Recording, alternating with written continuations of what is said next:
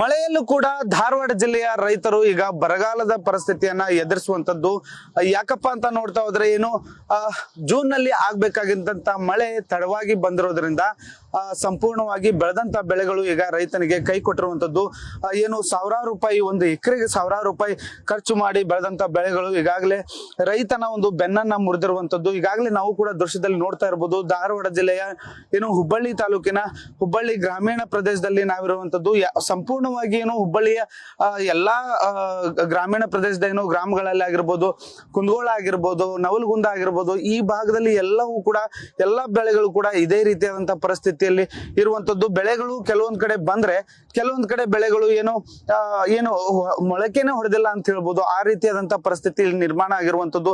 ಏನು ಒಂದು ಹೆಸರಾಗಿರ್ಬೋದು, ಹತ್ತಿ ಆಗಿರ್ಬೋದು, ಮೆಣಸಿನಕಾಯಿ, ಸಂಪೂರ್ಣವಾಗಿ ಬೆಳೆಗಳು ಇಂಥ ಪರಿಸ್ಥಿತಿಯಲ್ಲಿ ಸಿಲುಕಿರುವಂತದ್ದು. ಈಗಾಗಲೇ ದೃಶ್ಯಗಳಲ್ಲಿ ಕೂಡ ನಾವು ನೋಡ್ತಾ ಇರ್ಬೋದು ಯಾವ ರೀತಿಯಾಗಿ ಬೆಳೆಗಳು ಸಂಪೂರ್ಣ ನಾಶ ಆಗಿರುವಂತದ್ದು.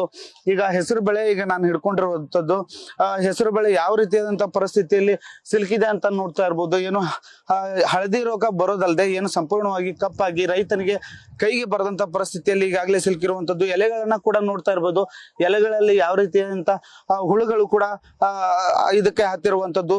ಇದರಿಂದ ಸಂಪೂರ್ಣವಾಗಿ ಏನು ಬೆಳೆಗಳು ಸಂಪೂರ್ಣ ಹಾಳಾಗಿರುವಂತದ್ದು. ಇದಕ್ಕೆ ಪ್ರಮುಖ ಕಾರಣ ಏನು ಅನ್ನೋದು ನೋಡ್ತಾ ಹೋದ್ರೆ ಈ ಒಂದು ಬೆಳೆಗಳಿಗೆ ಸರಿಯಾದಂತ ಒಂದು ನೀರು ಸಿಗದೆ ಇರೋ ಕಾರಣ. ಯಾಕಂತಂದ್ರೆ ನೆಲದಲ್ಲಿ ಸರಿಯಾದಂತ ತೇವಾಂಶ ಇಲ್ಲ ಅನ್ನೋ ಒಂದು ಕಾರಣದಿಂದಾಗಿ ಈಗಾಗಲೇ ಸಂಪೂರ್ಣ ಬೆಳೆಗಳು ಕೈ ಕೊಟ್ಟಿರುವಂತದ್ದು.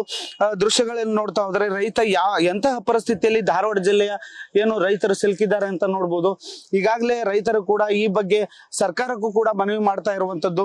ಈಗ ದೃಶ್ಯಗಳಲ್ಲಿ ನೋಡ್ತಾ ಹೋಗ್ಬೋದು ನಾವು ಏನು ಸಂಪೂರ್ಣವಾಗಿ ಕಪ್ಪಾಗಿ ಹೋಗಿರುವಂತದ್ದು. ಯಾವುದೇ ಒಂದು ಕೂಡ ಪ್ರತಿಯೊಂದು ಏನು ಗಿಡಗಳನ್ನ ನೋಡ್ತಾ ಹೋದ್ರೆ ಯಾವ ಗಿಡದಲ್ಲೂ ಕೂಡ ಸರಿಯಾದಂತ ಒಂದು ಬೆಳೆಗಳು ಕೈಗೆ ಹತ್ತಿಲ್ಲ. ಯಾಕಂತಂದ್ರೆ ಈ ಕಡೆಗಳಲ್ಲಿ ಏನು ಸಂಪೂರ್ಣವಾಗಿ ಹೆಸರು ಬೆಳೆ ಕಪ್ಪಾಗಿ ಹೋದ್ರೆ ಇನ್ನು ಈ ಭಾಗದಲ್ಲಿ ನೋಡ್ತಾ ಹೋದ್ರೆ ಸಂಪೂರ್ಣವಾಗಿ ಏನು ಹೆಸರು ಹಳದಿ ಬಣ್ಣಕ್ಕೆ ತಿರುಗಿರುವಂತದ್ದು. ಹಳದಿ ಬಣ್ಣದಿಂದ ಇದು ರೈತನಿಗೆ ಸಂಪೂರ್ಣವಾಗಿ ಏನು ಕೈಗೆ ಹತ್ತೋದೇ ಇಲ್ಲ ಅನ್ಬೋದು.